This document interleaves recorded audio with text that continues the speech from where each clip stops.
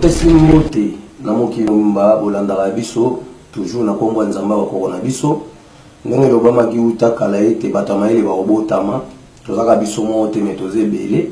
kandi toyebisaka bino mabombani ya 444 000 livres ya l'homme noir avec un cahier en charge tokoloba ebele te mais tobandina na mbote liboso na émission la diversité. Ça veut dire bon on a biso lekaka na retour à la source tolekaka na www o toujours benga lokola koto ya la naissance témoin na cadre ya diversité nde o tolobeli siko émission asika o to bandi bo découvrir pe makambo ebele kandi to isa nge nzamba ko na biso alingaki ekolo kongo utakala apesa biso déjà un cahier en charge. Cahier en charge wana ezali na mabombani oyo ekolakisa motu moyindo histoire na ye depuis le commencement jusqu'à nos jours. C'est-à-dire là makambo ali sécurité mais est-ce que makambo ya motu il faut esala c'est-à-dire que distraction ebele na kati ya mokili et surtout na kati ya ekolo kongo esika masolo ebandaki mais lelo tobombeli bino te tozolobela sikoyo boyei ya motu na kati ya mokili parce que confusion ebele bato bazoyeba te motu ayaka ndenge nini Africain belé, tout le Congolais, va plonger dans ma solo avant Israël, au Moïse a bétaki, nous avons candé à Kosaki. Mais biso parce qu'on va qu'on a biso le plus à biso révélation, il y a un cahier en charge où il faut déterminer, il faut préciser réalité. Et si quand ma solo nous suis à mon kilo bandaka, donc on a point un abiso to le vocal que mon kilo, toujours on a le biso to botani, tout le baron madame Moïse, ils ont battu, on va dire le roi biso mais va vivre liboso na biso. Et batouana nous aussi va vivre liboso na biso bataka établissement parcours moko o lelo permettre biso lelo to se retrouver na ba évolution au nyonso to monde. Ça veut dire makamonga na obeta na défi na Bible été. Makamonga na obeta selon nos ancêtres bantou. Selon bakoko na biso ba africain. Selon bakoko na biso ba Congo to pe ba congolais. To ba déjà que Congo Afrique et la Congo na biso te par rapport à Mundele ou à Salaka, représentation cartographique du continent na biso, nde babatizaka mboka na biso na kombo na epos et ta destinaka carte. Il y a tripotage pour na okabo l'Afrique lelo comme na 54 pays. Mais obiso sko toujours le balelo toujours le bela neni mutu ya na kata mokili donc o ezali inspiration ya bakoko na biso par rapport à 1000 milliards vision héroïque au ba pesi biso. Par rapport à cahier en charge où il faut préciser qu'il faut déterminer les lois musiciens bah manzambe to kumitu naka le poso mominga utawa na to ba ke utakala mtu azagate utakala mukili zaga ya ngomoko nzambe kaka ye mungu na mukili naye ça veut dire bandela mukili zaki nzambe pe ye mungu azaki nyonso ya makambu nyonso kasi nzambe na bolamu na pe na bonzambe na ya talaki ete singili na kila et si on a un matambe na ngai nde alobahi ke non mokili ezalisama donc l'époque on a que mokili ezalisama et rwana azalaki atana esprit morote pembene ka yimo nda zaki esprit unique ya mokili mumba puisque mutu azalaki te nyama azalaki te mokili ezalaki te ka yimo nda zo ko englober nyonso maintenant on a que mokili ezalisama na forme o ya lingaki na tchatsa ba seconde nde mokili ezalisama ki mbala moko ezaki te konza masele mokili na 7 jours wana ezali lokuta ya ba mindele ndenge bayaki ko tripoter biso histoire pona to bunga mais histoire ko biso to beta lelo ezali histoire vraie ya kolakisa ke nzambe tango lobeke mokili ezalisama nde mokili esalama ki mbala moko na tiersa ba seconde yeni manzete ba mai ba nyama tout ezalaki déjà mais mutu azalaki te ça veut dire nzambe asali mokili esalami mutu azali te na kati ya mokili na sima nzamba yo kotala ke nyama azali ko dévorer misisa banzete azo produit azolona azoliaka ba misisa nzete azobebisa nde nzamba yaki oloba ke sengeli na ya kosala mutu ça veut dire mokili oyo ke banda utakala esalamaka avant 65 millions d'années mutu azalaka te mais mokili vivwaka na nyama mbisi mai biloko pesama mbala moko so ba dikenza masai mokili na 7 jours wa ezali lokuta ba mindele ndenge bazoya ko blayer biso ba africain pona toyeba historique na biso te mais ka historique na biso ande bango bazo bongola ngona ba ndenge mususu pona ko ambrier biso otobenga lokola cerveau to pe mémoire donc to bike ngonga maele ko ki to bima to chama ele ko na mesa pona ko la ba capacité ya ba véritable histoire parce que ba histoire nyonso ba betaki ya démagogie ya lokuta et ko da suspendi tant que tu vas découvrir la vérité où ils ont, parce que tu vas parcourir dans une étape où il y a changement dans le monde entier. Et dans le niveau politique, et dans le niveau spirituel. Mbongo na makambozo ko la sa réalité ya Nzambe par rapport ya bolamu nini oya ne biso batuto za na yango. Ya to bike tant Nzambe yo mona ke nyama zo dévorer ni sisi wanzete Nzambe bike te esenge na sala muntu. Nzambe sala muntu mukula mercredi. Mukula misato. Nzambe abi muntu azana kata mokili. Nde muntu wana utaki na moi. Akiti na kati ya forêt équatoriale kuna na Busira. Na katikata forêt équatoriale mutu wana babengaki mutu azalaki moko lelo tokomi ebele babengi biso babantu e mwasi awutaki na sanza yango tolobi ke na ebandeli ya mokili ezalaki Nzambe nde alobaki ete mokili ezalisama mbala moko pe mokili ezalisamaki mbala moko na babiloko nyonso me mutu azalaki te mokili oyo toomona tobi esalamaki avant 165 millions d'années. Mutu vivre na étape sauvage, ça veut dire mutu ayaki na kati ya mokili azaki manzaka milai azaki différent na ngana yo bazaki mutu mwindu ya bande ko ngenga lokola moi lokola ba rayon soleil tanga kiti na kati ya forêt équatoriale mutu azaki baba eza na temps o Nzambe apesaki maloba po banda koloba ça veut dire mutu azaki maloba tant mwasi akomaki na zemi avant babota bana mapasa mibale o batikaki pona batondisa suko mokili. Ça veut dire que les gens qui moi c'est un rapport sexuel pour ne pas boire bana. Mais moi ça je dis zemi na nguya Nzambe na lokito ya kake. Donc tu dis que mutu vivre ka nyo comme na kata mokili mutu ayaka na mokili azaka na nimbeli ni litu ni elamba zaka mutakala. Mais tant on na kata zamba nde azuko kolisa maele na par rapport ya connaissance Nzambe bande ko ya ko visiter to pe ko activer. Ça veut dire mutu abande olia biloko mbesu azena mbelita azali na lutu te mutu awatambola zamba soki ba matiti ya ba oiza ba sende kati na nzoto nde pese maele azwa otobenga kwa makasa ya minene azipa na nzoto première elamba ya mutu ya wana. Ça veut dire ba génération so ya kisima e vande elata so makasa te so mindele ba okosa batu ba ola ba film mo fonde ya déstabiliser l'homme noir qui est bakoko na biso bakuta bakoko na biso mitakala wana yelo kuta puisque bata ba 1500 basala ka ba dernier de babilamba dino ba bwana ba poto bwana mona kati ba mise boke kotala biloko ni mutu mundu asala ki eza durable koleka o mundu la c'est la biso na technologie lelo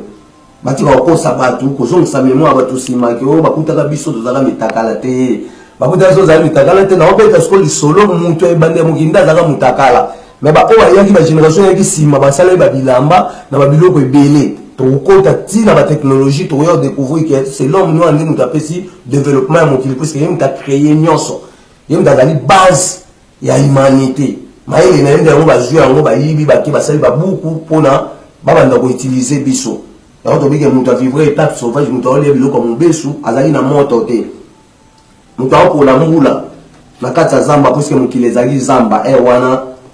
ba ville ne botamite ba mboka ne botamite mutu ko la mbula soit polimbula mais ron na ya zo protéger toujours mwasi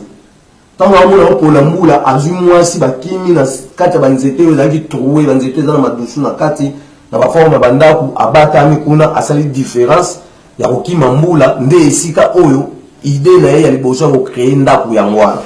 apa bandaku oyo nyonso tozomona. Ça veut dire mutu anyoko na mingi mutu azali kolia otobenga lokwa biloko mbesu pamba te azali na moto te so ekake beti pouf mutu azokima moto akake donc kake so ebeti ekuti place matiti ezikaki etumbi matiti wana mutu akimi moto wana tant mutu akima moto wana ki atelemi musika tant ayo ozonga nde akomi kogute siko bambuma oyo ezikaki to nyama moko azalaki kidiba na kati ya moto wana oyo ezikaki akake nde akomi kogute kosala différence ya biloko oyo balamba na biloko mbesu. Donc bige mutu azali kolia babiloko mbesu pamba ta zanga moto mutu azanga ki babisaleli ya misala mais koma ina ngunga moko mutu abandi koselela otobenga lokwa ba crâne na ba manzaka ya banyama so akuti nyama ekufa azui crâne na wana atyango instrument komo mela mai azui manzaka wana akomo meka okata mwa mbuma mutu aolia mbuma soki ndeke lembuma oyo etela ekwei na se ya kokugute azali manzaka milai donc de tobiki a passé na étape sauvage eza makambo ya badan FT o bazokosa puisque banda mokile banda mundela batika babota noir te Ça veut dire le kuta wana ezoya kobima poisa pour na ko écraser force du mal oyo ezipi mokili. Donc mokili tozo kende tokomona makambo ebele ezoya ekobangisa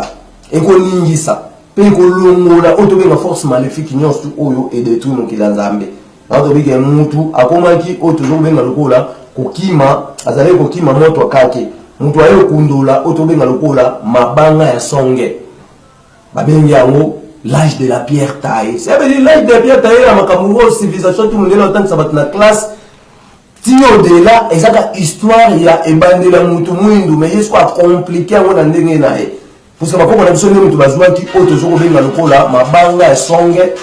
pe ba bimisa dia mona mboka ne ba bengi yango l'âge de la pierre taillée. Après ba yeko sala l'âge des métaux. Ça veut dire l'âge des métaux parce que mutu ko sala ba fou pe a sala ba moule akomo lamba ba mabanga wala pona ko sa sikoyo ba mabende ezali mundele te c'était otobenga lokola l'homme noir donc otobike mutu akomi ko lamba otobenga lokola mabende mais so totali makambu ya boye ya mutu nakata mokili tolo ba ete aspect ya Nzambe bakoko na biso o babengi Nzambe mpo mutu lendo ya mbanza velela akelaki biso batu mwindu na makasu amona ki ete makanisi na biso ezali ya otobenga lokola ya makasu to pe ya noir de cola. Ça veut dire que tout le monde basalaki na makasu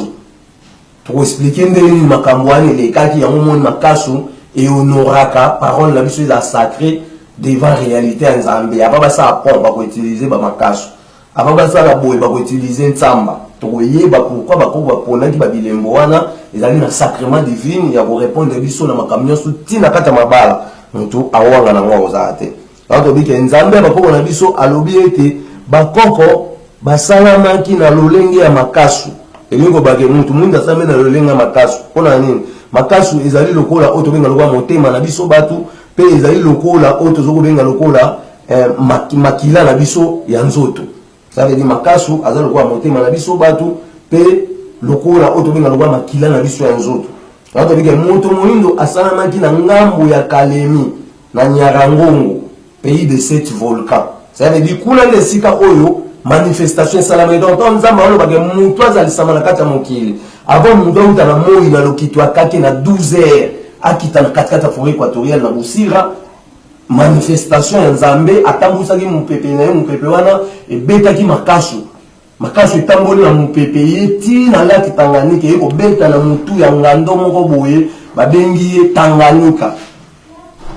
Azali ngando abimisaka moto na zolo tina munoko o bamonaka na premier siècle première année uta na kata ba grotte avec kota na kati ya lac o lelo ba benga Tanganyika parce que la question sont tuni na ba université tout le monde pour ba benga lac ya Tanganyika réponse vous a été mais réponse ko to pesi ke lac ba benga Tanganyika parce que ba monaka premier ngando uta na ba grotte na premier siècle première année ya notre ère bantu ndeke leo kota na kata lac wana. Ça veut dire makambo biso to beta grandeur ya makambo ko chama ko na mesa pour na ko expliquer capacité ya vivre voix des prophètes noirs plus ou moins 444 000 livres. Oye ko la kisa siko mabomba ni nyonso ke ba ko la biso ba yebaki nyonso mais ko boko sela ba makambo ba yesi ko kat na biso bilenge puisque ba ba pesa maili na batata ba pesa nkongo lilo ba yesi ko pa na biso bilenge ko na to bimisa bango pe ba bimisa biso. Donc to bike manifestation makaso esalama ke tambola na mupepe na oto zo benga lokola tabac to pe mungulu ezali bilemo mibale Nzambe utilizaki avant ko koya ya mutu na kata mokili. C'est que mungulu abande kozika pona ko bimisa odeur wana suave na e mata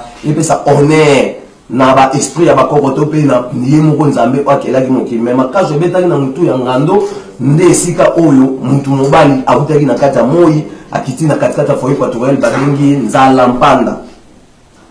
Après il casse Istanbul sous pour la deuxième fois beti na mutu ya ngando kuna resiko to bina la Tanganyika kuna na Nyarangongo na pays de 7 volcans nde mwasi autaki na sanza akiti na katikata forêt équatoriale. Ça veut dire batu ba utaki na mabele tende bazo kosa batu na distraction parce que so batu ba utaki na mabele to lukato eba ndundu basaki na mabele nini Indien basaki na mabele nini Chinois basaki na mabele nini Mundele basaki na mabele nini mutu basaki na mabele nini po baso to mabele ezebile. Ça veut dire histoire Moïse abetaki et histoire le kuta biso ko ndima yango te kwa za mwana biso to bokole en Égypte.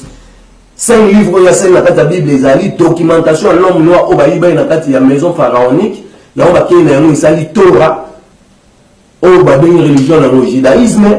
ti le bimisi ba tamoul le bimisi ba religion ni on tout confondre na ba maïkari na ba kamona tout et uti na kati ba secret ba puissance oyo mutu mwindu asalelaki kuna na kati ya oyo tobenga lokola Egypte. Baotobike mutu mwindu asalamaki na ngambu ya Kalemi na Nyarangongo au pays des Grands Lacs et de 7 volcans. Kuna manifestation de salamaki na même temps wana nde mutu auti na moya kiti na katikata forêt équatoriale na Busira. Donc tolobi ete création na biso le poso moindo Nzambe alobaki yango soki na keli le poso moindo akokengela zamba pe akovanda na ba mikomboso oyo ezali na kati ya banyama. Ça veut dire que la biso to kengela zamba to décorer mokili to décortiquer on a ndenge ya malamu na ndenge ba bitumbate. Mais bato bazali le koso ya nature ba yebi bolamu ni nzamba pesa kite na kati ba nature wani to senge to sala on na transformation mokili ba mo wela o sala ba bombe. Yango siko nzambe azwe ko écraser ba force maléfique wana nyos tout muntu akokoma na bobangi ya kosala esu mabe pamba te ba conséquences ezoya ya makambo ebele o ba parcourir na no en vitesse pour na relaxa bokasi bo bango. Nzambe atangusaki otobenga lokwa makasu kino na laki Tanganyika nde tolobi nde likasu ebetaki na mukala ya utala mo ya kitina katika tango équatorial. Na sima likasu etamboli so ebeti mwasi auti na sanza akitina katika foyer équatorial. Elingo bake sanza soka azate mwasi akoyoka posa kosala rapport sexuel na mobali na ete. Baposa nyoso basi bana mona nzoto ezali manifestation ya sanza. Tokokota makambo kotolobela sanza ndenge ni makambo na mwezali. Yango tobike bokabwani ya batu na kata mokili. Saba ito uti ne bandela mokili bande mokili tobike mutu azalaki te mokili ezalaki yango moko nzamba asale mokili na 7 jours te mais aloba ka mokili ezali sama mokili sala mbala mona banzete na ba mai batu tout ba vivre isika mona centre. Saba ito nzamba asale mokili te ko atiene batu na Europe atie bakoko ba chinois te bakoko bazalaka ya batu mwindu ni bale mwasi na mobali o mobali uti na moi mwasi uti na sanza bango wana nde sikoyo batondisi mokili na baposo nyonso. Senge bato wana mibale bavandeki na kati ya mokili babota ebana na bango mibale tokoyoka makambo wana bien na ebandeli ya mokili bato nyonso bazalaki esika moko kuna na katikati ya mokili Kongo pe mokili ezalaki zamba na zamba nde muntu azwaki oyo tozokobenga lokola ngonga ya kodefinir oyo tozokobenga lokola makoki nyonso to ya kodefinir manso ya mokili pe Nzambe azalaki na confiance ya muntu. C'est que Nzambe azalaki na kati ya confiance ya muntu pe muntu asalaki etinda ya Nzambe atolo bateko muntu aliye mbuma soki bato babete masologe muntu aliye mbuma biso toye to vérifier toye ba mbuma nini o muntu aliyaki so Nzambe bengale muntu na jardin il faut to tuna muntu ala kendaki wa papa ko bima jardin so ba dit que wa ben bazali bato liboso wana makamone tali biso te parce que mundela obota muntu mwindu te mais atolo ba sko muntu mwindu auta wapi. Donc depuis 5000 ans d'existence bantou muntu asilisi parcours ya ko définir mokili pe aboti bana na ya mapasa wana muntu azalaki kotanga de 5 kilo de 0 égale 5 générations ya 1000 ans oyo batikelaki biso planification net ya Nzambe pona évolution mokili. Ça veut dire muntu oyo bande mokili asalaki 5000 ans pona identifier bilo nyonso mokili. Asala na eli sumu te akudana na nyoko elobaka te po banda mokili sama mokomoto to mona nyoko ezoloba apa ba nyoka ba mystique mais nyoko Nzamba asala elobaka te sama ka ilaka nyoka pona tokanga etoliaka alors to bike batu nyonso bakose Nzambe makambo vérité jo ko écraser ba mpe ebimisa misana ba nyonso tant poisa ba kosila ngala pe ba kotelengana ba oza isusu mesika te kasi ba okota na mulongo pona kozongisa sikoyo bolam par rapport ya mabe o basalaki. Tant muntu aboti bana na ya mapasa mibale nde kotanga ebandi banda na le 111 kino lelo nde bimise biso to benga calendrier ebandi pe oto zoko benga lokola baboko li bana wana nyonso mibale. Ça veut dire muntu abota bana mibale to bike mwasi ya ibandi ya mukina mbali basa rapport sexuel te pour babota bana mais mwasi akoma na zemi na nguya Nzambe na lokitwa kake. Tant comme na zemi nde Nzambe yopesa batu maloba bazali bababa bangombale pona balengela ndeni ba obokola bana etant bana babota maki babota ki bana mibale lukala kala mbele na Fatima lukaka mbele